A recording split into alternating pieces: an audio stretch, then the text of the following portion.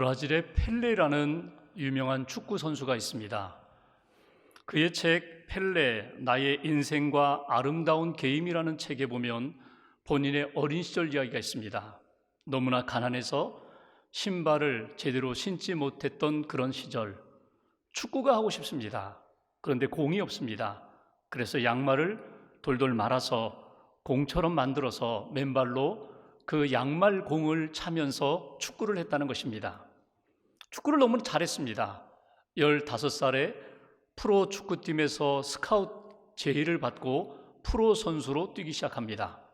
경기 때마다 사람들이 그의 골 넣는 재주에 박수를 치고 환호를 했습니다. 그런데 그에게는 한 가지 비밀이 있었습니다. 그것은 치료받을 수 없을 정도로 지독한 근시를 가지고 있었다는 것입니다. 멀리 보지 못했고 가까이 있는 것도 선명하게 보지 못하는 근시를 안고 있음에도 불구하고 그는 너무나 축구를 잘했습니다. 한 번은 누군가 그에게 묻습니다. 당신은 근시라면서 어떻게 그렇게 축구를 잘할 수 있느냐고, 어떻게 그렇게 골을 많이 넣을 수 있느냐고. 그때 펠레가 이렇게 대답했다고 합니다. 저는 비록 근시지만 근시 때문에 경기에 그렇게 큰 지장을 받지 않습니다. 왜냐하면 저에게는 말초적 감각이 있습니다. 감각적 시력이 있다는 것입니다. 그래서 제가 경기에 집중하고 자신감을 가지면 공이 크게 보인다는 것입니다. 이 감각적 시력 때문에 제가 축구를 잘할 수 있었다고 그렇게 이야기했다는 것입니다. 운동선수에게 있어서 감각적 시력이 중요한 것처럼 믿음의 사람들에게 있어서 중요한 시력이 있습니다. 안목이 있습니다. 그것은 믿음의 시력입니다. 믿음의 안목입니다. 믿음의 안목이란 무엇입니까?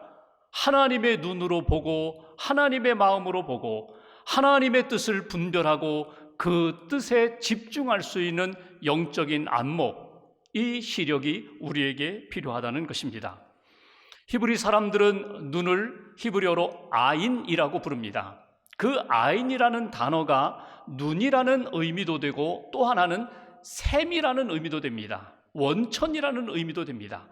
그러니까 우리 몸에 있어서 우리 눈이 밝을 때 우리 몸이 밝아지는 것처럼 우리 신앙의 여정 가운데 영적인 안목이 있을 때에 하나님을 바라보고 믿음으로 분별하고 하나님의 선명한 뜻을 의지하며 나아갈 때 우리의 인생도 밝고 하나님이 기뻐하시는 인생으로 나아갈 수 있다는 사실입니다.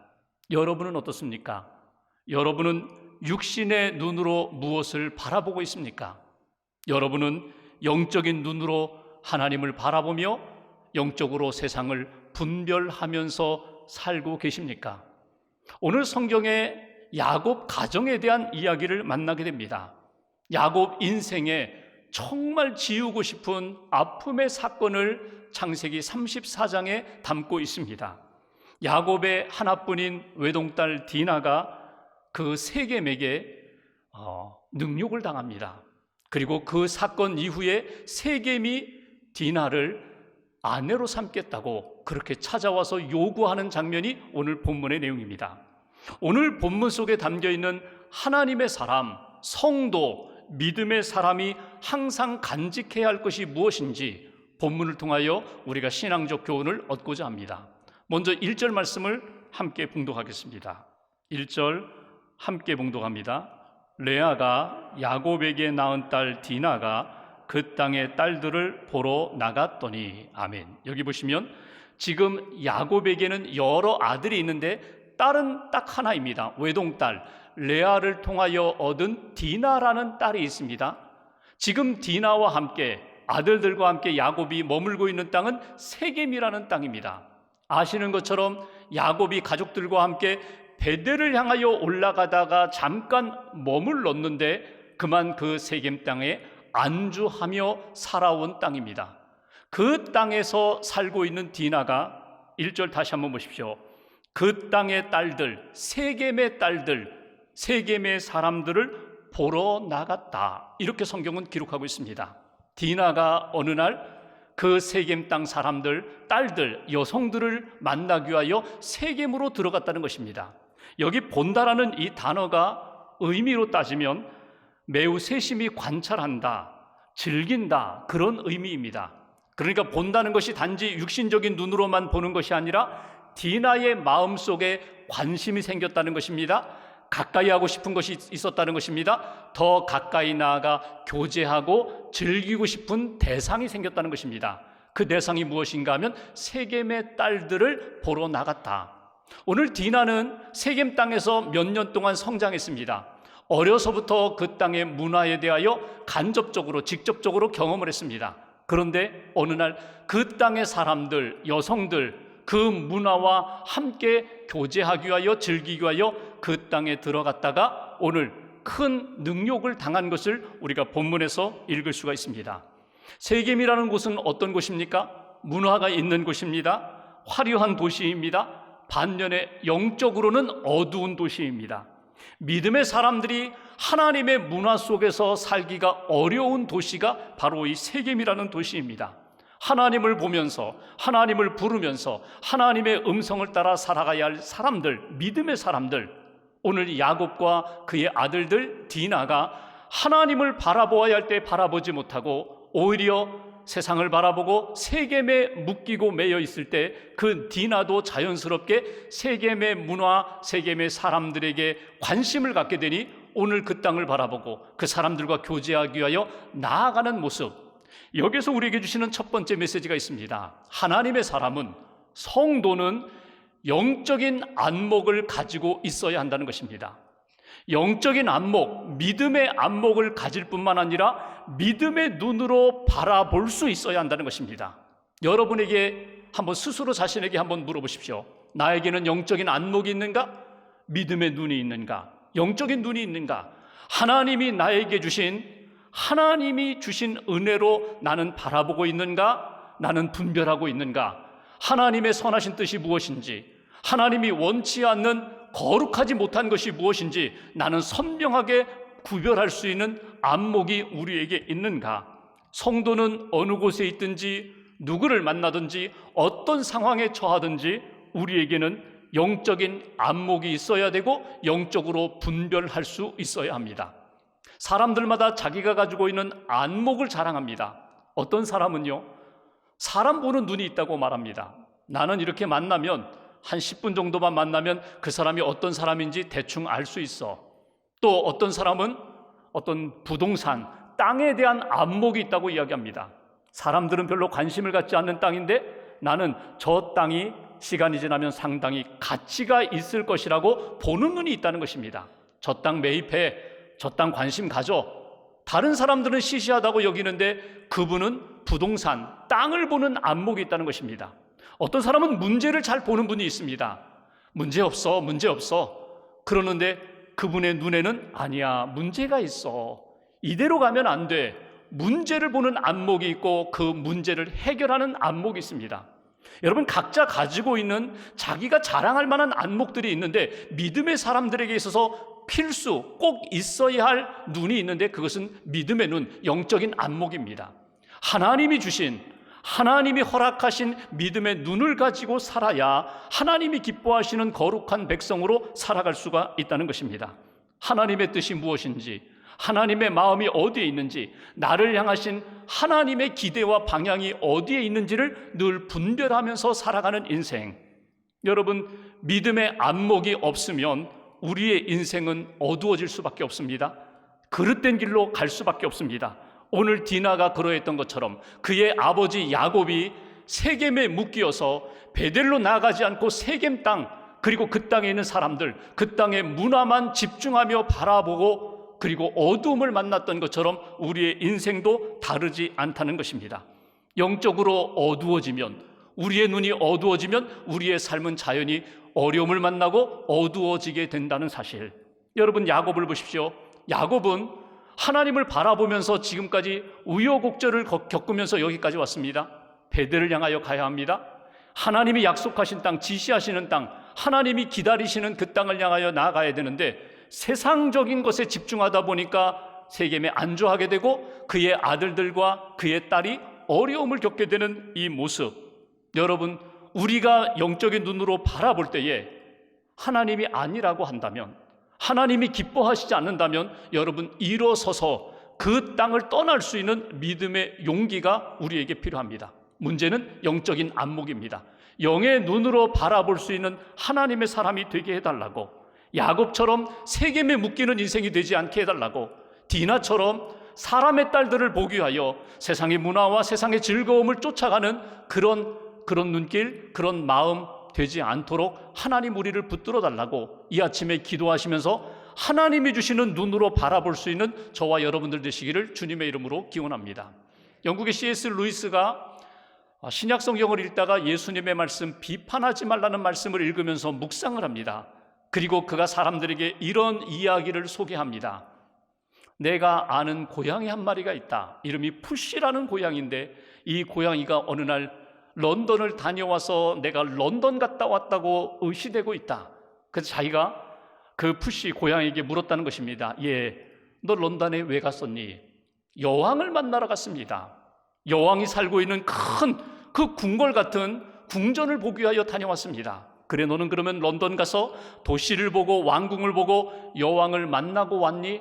그러자 푸시가 나에게 이렇게 대답했습니다. 내가 여왕 앞에 갔는데 여왕이 앉아있는 의자 다리 그 밑에 생쥐 한 마리가 숨어 있는 것을 보았습니다. 여러분, 런던에 갔어요? 왕궁에 들어갔어요? 여왕을 만났어요. 여왕의 얼굴을 보아야 할 그 시간에 이 푸시라는 고양이가 다리에 숨어 있는 생쥐를 보고 왔다는 거예요. C.S. 루이스는 이 이야기를 하면서 우리에게 이렇게 이야기합니다. 믿음의 사람이 하나님이 우리에게 영적인 눈을 주셨는데 영의 눈을 들어서 하나님의 영광을 바라보고 하나님의 역사를 바라보고 하나님이 이루어 가시는 아름다운 일들을 바라보며 살아가야 할 우리들이 끊임없이 어두운 것을 바라보고 마치 고양이가 본능을 따라서 생쥐만 잡으려고 그렇게 집중하는 것처럼 우리가 인간적으로 육신적으로 그렇게 집중하며 살아가는 모습이 될 때가 너무나도 많다는 거예요. 사람들이 아프고 아픔의 사건이라든가 어두운 단점이라든가 그것만 들추어내면서 희희낙낙하는 그런 인생 되지 말라는 거예요. 하나님의 영광을 바라볼 수 있는 눈을 주셨는데, 하나님의 역사를 분별할 수 있는 영적인 안목을 주셨는데 왜 우리는 거기에 눈을 감고 있고 육신의 눈만 뜨고 있는가? 오늘 말씀을 통하여 우리가 다시 한번 우리 자신을 돌이켜보아야 합니다. 하나님, 영적인 눈을 주세요. 안목을 주세요. 믿음으로 보게 해주세요. 하나님의 눈으로 하나님의 마음으로 볼 수 있는 하나님의 사람들 되게 해주세요. 예수님이 마태복음 6장 22절에 이런 말씀을 하십니다. 눈은 몸의 등불이다. 눈이 바들그면 우리의 인생도 밝고 눈이 어두우면 우리 인생도 어두워진다는 거예요. 눈은 몸의 등불이라고 했는데 여러분, 우리의 영적인 눈이 살아있다면, 밝아서 분별할 수 있다면 여러분, 우리의 인생은 하나님이 기뻐하시는 거룩한 길을 능히 걸어갈 수가 있습니다. 영적인 눈이 어두워졌다면 우리의 인생은 암담할 수밖에 없다. 이것이 오늘 말씀을 통하여 우리가 깨닫게 되는 부분입니다. 성도는, 믿음의 사람은 항상 영적인 안목으로 바라보고 분별하면서 살아야 된다. 이것이 오늘 저와 여러분들에게 주시는 첫 번째 메시지입니다. 두 번째로 2절 말씀을 보실까요? 2절 제가 봉독합니다. 히위 족속 중 하몰의 아들 그 땅의 주장 세겜. 여러분, 세겜 땅입니다. 그런데 그 땅 추장 이름도 세겜이에요. 세겜이 그를 보고, 디나를 보고 끌어들여 강간하여 욕되게 하였다. 오늘 디나는 세겜의 사람들을 만나러 나갔습니다. 그 땅의 추장인 세겜이 그 세겜 땅으로 들어온 디나를 바라보았다는 거예요. 지금 처음 만난 것인지 아니면 그동안 계속해서 주목했던 것인지는 모르겠지만 오늘 세겜이라는 추장이 디나를 바라보고 디나를 능욕하는 사건이 오늘 본문에 나타납니다. 그런데 3절 이하를 보시면 이 세겜이라는 사람이 디나를 능욕한 다음에 자기 아버지 하몰에게 이런 이야기를 합니다. 아버지, 제가 디나를 사랑합니다. 아내로 삼게 해주세요. 디나와 결혼하게 해주세요. 그래서 아버지 하몰과 세겜이 야곱을 찾아갑니다. 야곱에 찾아가서 이렇게 이야기합니다. 당신 딸을 달라는 거예요. 당신 딸과 결혼하겠다는 거예요. 본문 9절 말씀을 보겠습니다. 9절 한 절을 같이 봉독합니다. 너희가 우리와 통혼하여 너희 딸을 우리에게 주며 우리 딸을 너희가 데려가고 지금 하물과 세겜이 하는 이야기입니다. 그 땅의 추장이니까 영향력이 있어요, 힘이 있어요, 재력이 있어요. 그러면서 하는 이야기입니다. 우리 서로 통혼하자. 여러분, 이거는 부탁하는 이야기가 아니에요. 사과하면서 요청하는 이야기가 아니에요. 쉽게 말하면 우리에겐 힘이 있어, 우리에겐 능력도 있어. 그러니 우리 딸 너희들에게 주고 너희 딸 우리에게 다오. 우리 서로 통혼하자고 그렇게 제안하는 내용입니다. 여기서 우리가 놓치지 말아야 할 단어가 있습니다. 통혼이라는 단어입니다. 통혼이 무엇입니까? 서로 결혼하는 거예요. 우리 자녀와 저쪽의 자녀가 서로 결혼하여 사돈을 맺자, 한 가족을 이루자, 한 가문을 이루자, 이것이 통혼입니다. 그런데 성경은 이 통혼에 대하여 구약 성경 전체를 걸쳐 아주 강하게 하나님이 선명하게 말씀하세요. 통혼하지 말라, 이방인과 결혼하지 말라. 여러분, 통혼하지 말아야 할 이유가 무엇인가? 통혼이 하나님 신앙과 이방 신앙이 연합하는 것이 된다. 참된 신앙과 거짓 신앙이 서로 섞이게 되는 것이다. 여호수아가 가나안 땅에 들어가기 전에 하나님이 여호수아에게 강하게 말씀하십니다. 가나안 땅에 들어가면 지금까지 경험해보지 못한 문화가 눈에 들어올 것이다. 그 가나안 땅에 들어가면 절대로 가나안 사람들과 혼인하지 말아라. 이방인들과 혼인하지 말아라. 왜냐하면 이방인들과 혼인하는 그 순간 문화와 문화가 섞이게 된다. 신앙과 신앙이 섞이게 된다. 하나님의 거룩한 신앙이 훼손된다. 순결함을 잃어버리게 되고 거룩성을 잃어버리니 결코 혼인하지 말아라. 이방인들과 오늘 통혼하자고 하물이 세겜이 제안을 합니다. 여러분, 이 말씀을 통하여 우리에게 주시는 두 번째 메시지가 있어요. 하나님의 사람, 믿음의 사람이 항상 간직해야 할 것이 있다면 믿음의 기준을 분명히 지켜야 한다는 거예요. 믿음의 사람에게만 주시는 하나님의 기준이 있습니다. 예수 믿기 전에는 없었어요. 신앙생활 하기 전에는 없었어요. 근데 예수 믿고 구원받은 순간, 성도가 되고 예수님의 제자가 되는 순간 하나님이 우리에게 주시는 기준이 있습니다. 그 기준이 무엇입니까? 믿음의 기준입니다. 그 믿음의 기준은 어디에서 나왔습니까? 말씀에서 나왔습니다. 하나님의 말씀에서 나온 믿음의 기준을 분명히 깨닫고 그 기준을 지켜 행할 때 너희가 하늘의 사람이 되는 거야. 믿음의 사람이 되는 거야. 하나님이 기뻐하시는 복된 길을 걸어가는 거야. 여러분, 성경을 보시면 구약 시대에 믿음의 기준을 훼손했다가 어려움을 겪은 많은 사람들을 우리는 만나게 됩니다. 노아 시대를 볼까요? 하나님이 창조하셨어요. 그 피조물들이 하나님의 형상을 잃어버렸어요. 하나님의 형상을 잃어버리고 노아 시대에 그 죄가 가득하게 된 출발이 어디에 있는지 아세요? 성경은 이렇게 표현하고 있습니다. 하나님의 아들들이 세상의 딸들과 결혼함으로, 하나님의 자녀들이 세상의 자녀들과 서로 결혼하면서 신앙의 순수성을 잃어버림으로 그 땅이 죄악의 도성이 되어버렸다. 솔로몬을 볼까요? 지혜의 사람입니다. 분명히 지혜의 사람이에요. 하나님 앞에 1000번제를 드리고 지혜를 구하고 지혜를 받았던 왕입니다. 근데 그의 인생 후반기를 보면은 전혀 지혜롭지가 않았어요. 이유가 뭘까요? 솔로몬이 많은 여인들과 결혼을 하는데 그 이방 여인들과 결혼하면서 이방의 종교, 이방의 문화를 함께 품으면서 하나님의 거룩성을 잃어버리게 됩니다. 그러면서 솔로몬이 어두워지게 되고 그의 인생이 무너지게 되는 것을 우리는 성경을 통해서 만나게 됩니다. 통혼, 하나님 신앙과 이방 신앙 혼합시키지 말아라. 거룩함과 세상의 어두운 것들, 거룩하지 못한 것들을 혼합시키지 말아라. 타협하지 말아라. 세상 사람들은 우리에게 이렇게 이야기합니다. 사단은 우리에게 이렇게 유혹합니다. 적당히 해. 융통성을 가져. 그냥 대충 하면 돼. 한 번쯤 괜찮아. 이번만은 넘어가. 끊임없이 우리에게 믿음의 기준을 지키지 않고 한 번쯤 기준 없이 그냥 세상 사람들이 사는 대로 그렇게 살아보면 어떻겠냐고 끊임없이 우리에게 유혹을 하고 제안을 합니다. 여러분, 깨어 있으셔야 합니다. 하나님 앞에서 내게 주신 믿음의 기준 선명하게 붙잡고 그 기준을 따라 살아가는 인생. 때로는 우리가 기준을 무너뜨릴 수가 있어요. 기준에 넘어갈 수 있어요. 빨리 돌아오셔야 돼요. 빨리 주님 앞에서 그 기준을 회복하셔야 돼요. 그래야 우리가 하나님의 사람답게 믿음의 길을 걸어갈 수가 있다고. 여러분, 우리는 이 땅에 살아가면서 돈도 필요하고 집도 필요하고 땅도 필요하지만 우리는 이거보다 하나님을 더 소중히 여기는 사람들입니다. 말씀과 믿음을 붙잡고 사는 인생입니다. 하나님은 우리를 계속해서 주목하십니다. 우리의 마음과 눈이 어디를 향하고 있는지, 하나님을 향하고 있는지, 세상을 향하고 있는지, 믿음을 향하고 있는지, 아니면 물질을 향하고 있는지, 우리의 관심, 우리의 마음, 우리의 눈을 하나님이 끊임없이 계속 점검하십니다. 그러면서 나를 주목하라는 거예요. 말씀을 붙잡으라는 거예요.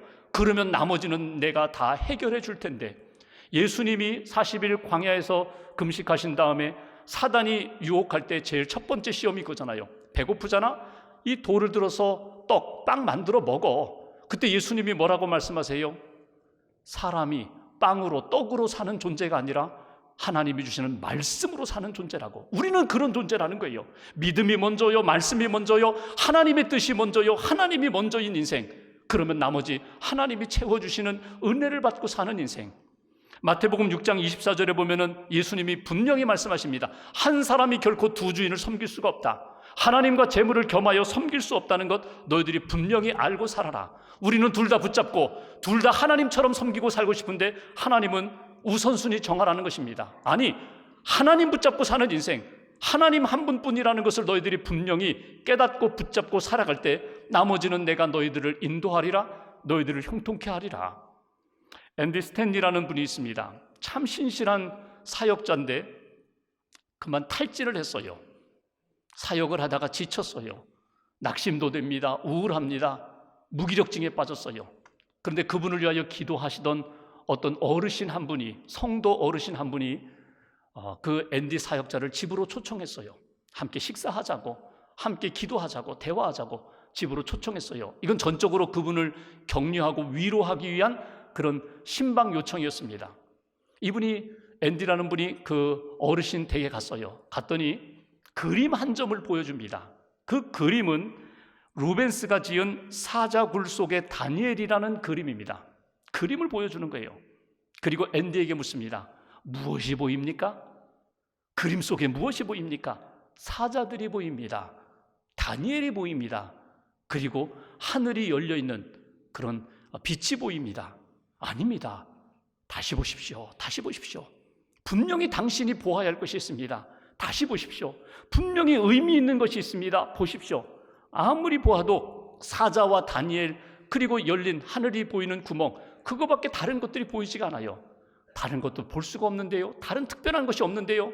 그러자 이 어르신이 앤디에게 이렇게 말씀을 전합니다. 다니엘의 눈빛을 보십시오.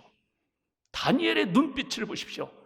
지금 사자굴에서 으르렁거리는 사자, 두렵게 하고 불안케 하는 사자를 바라보지 않고 하늘을 바라보고 있습니다. 하나님을 바라보고 있는 다니엘의 눈빛을 바라보십시오. 그 이야기를 들으면서 이 앤디라는 분이 감동을 받았다는 거예요. 그래, 내가 왜 세상을 바라보고 사람을 바라보고 환경을 바라보면서 왜 이렇게 내가 낙심한가? 왜 내가 왜 이렇게 우울해졌는가? 주님을 바라봐야지. 주님께 주목해야지. 그러면서 힘을 얻었다는 거예요. 여러분, 우리가 인생을 살아가면서 똑같은 상황은 아니지만 낙심될 때가 있습니다. 우울할 때도 있습니다. 슬플 때도 있습니다. 하나님 살아계시다고 하는데 하나님 나 버린 것 같은 느낌을 받을 때가 있습니다. 그때 어떻게 하시라고요? 다시금 영의 눈을 들어서 하나님을 주목하십시오. 하나님의 세계를 바라보십시오. 하늘을 바라보면서 하나님이 우리를 붙들어 주시고 일으켜 주시고 인도해 주시는 하나님의 역사에 다시 한번 붙들리는 인생. 오늘 야곱의 가정에 큰 아픔의 사건이 있지만 그 아픔의 사건을 통하여 우리에게 주시는 믿음의 교훈을 얻어야 합니다. 영적인 안목, 믿음의 눈을 주세요. 하나님, 어떤 시련 가운데서도 믿음의 기준을 지키게 해주세요. 무엇보다 하나님, 많은 시험들 몰려올 때에, 물질의 시험 몰려올 때에 말씀으로 믿음으로 이길 수 있는 믿음의 대장부가 되게 해주세요. 다시 한번 하나님 앞에 믿음으로 고백하고 선포하면서 하나님이 기뻐하시는 믿음의 사람으로 회복되는 저와 여러분들 되시기를 주님의 이름으로 기원합니다.